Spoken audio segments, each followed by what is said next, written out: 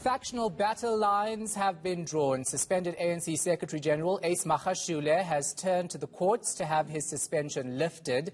Meanwhile, today was his deadline to apologize for that letter he wrote suspending party leader President Cyril Ramaphosa. But a defiant Magashule says he won't say sorry. He also wants the courts to enforce Ramaphosa's suspension. Govan Whittles is covering this drama for us. He joins us now live. So let's start with the court papers. Take us through what Ace is saying. Ace is making a number of allegations around how he's apparently being targeted within the ANC's NEC. He says that targeting is coming directly from the ANC president, Cyril Ramaphosa. But then he goes a step further, asking for a number of things to be done or to be ordered by the court. Firstly, that his suspension of the president should be enforced. And then he goes further and says that the expectation or request from the ANC's NEC that he apologize for trying to suspend the president of the ANC is unenforceable. It's clear from these court papers, Shahan, that Ace Magashule still believes that he was within his rights as the Secretary General to do what he did in suspending the ANC president. And he still believes that his deputy, Jesse Duarte, didn't have the power to suspend him in the first place. Of course, this has been dismissed out of hand, not only by the National Working Committee of the ANC, but by and large by the entire NEC. And as we understand it, the dynamics within the ANC are in favor of the president by 70%, and even the 30% that is seen to be more sympathetic to former President Jacob Zuma is not necessarily sympathetic to the Secretary General. And based on our information, it looks like he has eroded much of the support that he had left because of this letter. Now, in court, he's asking the court to essentially meddle in ANC affairs. And what we've seen previously is the court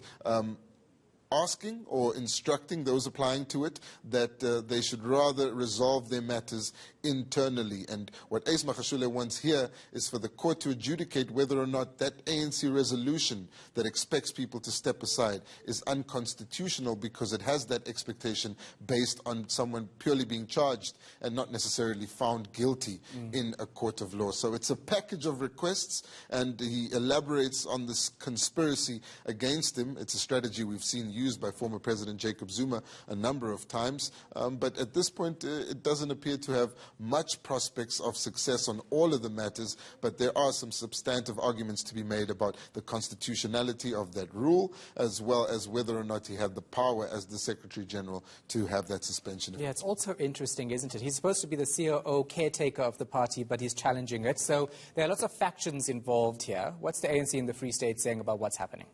What they're saying is quite interesting. And remember that the ANC in the Free State is not a structure which is giving comment. They were disbanded, and the Supreme Court of Appeal upheld the disbandment of that 2018 conference, the PEC that was elected at the 2018 conference, even though Ace Magashule's allies and him are appealing that right now. But that essentially tells you that the leadership in the Free State, that PEC, which was dominated by his allies, have always clashed with the regions and the branches in that province. And it appears as though Ace Magashule's support within the province has waned significantly, particularly in the northern Free State. We understand that he's not on good terms with the Premier of the Free State either, but of course one of his long-standing allies is Sam Mashinini, who was elected chairperson at that conference, and we understand is still in his corner. But there seems to be significant inroads made by his opponents, particularly in areas such as Parys in the northern Free State. And I spoke to one ANC Free State activist, and the context here is that Dion Leo was one of these people that led those marches to Luthuli House when the ANC in the Free State were calling for them to take action against Magashule, but also his allies due to the Vrede Dairy Farm project, the asbestos case. So there's been a groundswell of opposition to Magashule from within his own province. Let's have a look at what they had to say about how much support he has now. I would actually dare him and his supporters to go to the NGC so that they can be embarrassed further. Look, activists of the ANC and members of the ANC are tired of this thing that the ANC's name are mentioned in the same sentence with corruption, with fraud, with money laundering, and all those kind of things. The ANC is on a process of cleansing itself, you know, the proverbial ocean cleaning itself. So I don't see, I for one don't foresee any way where anybody, any true ANC cadre would actually go and say, they stand up and say, no, we are in defense of this individual that is accused of corruption. So any word from the top six? I had a chat to Jessie Duarte, the Deputy Secretary General.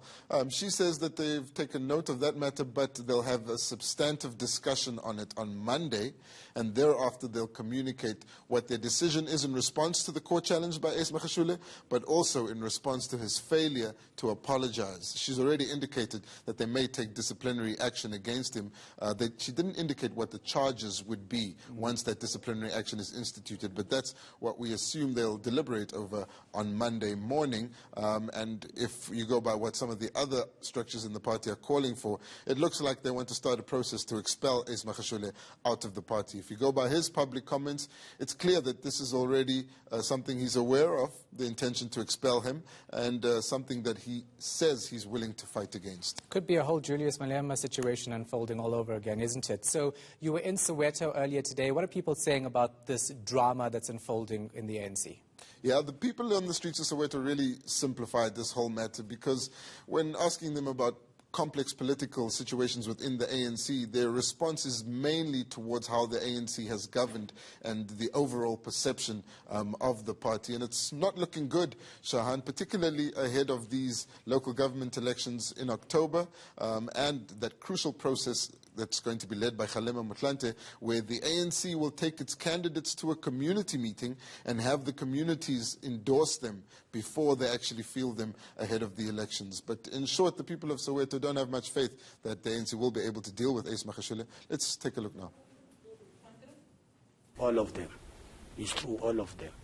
They must face the music, because even if you could check, people as we are suffering like now, because we need so many things. When you're talking about the development of the country, some people, they just take the money. Cyril Ramaphosa has always wanted his enemies closer to him, so that he should deal with them.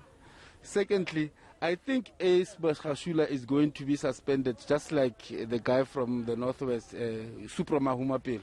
That's what I think is going to happen with him.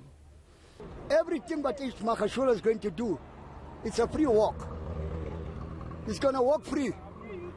And there's nothing they can do about it, because the ANC is so corrupt. Nothing is going to happen there. They've stolen the money, everything, but still Ace Magashule will remain in his position.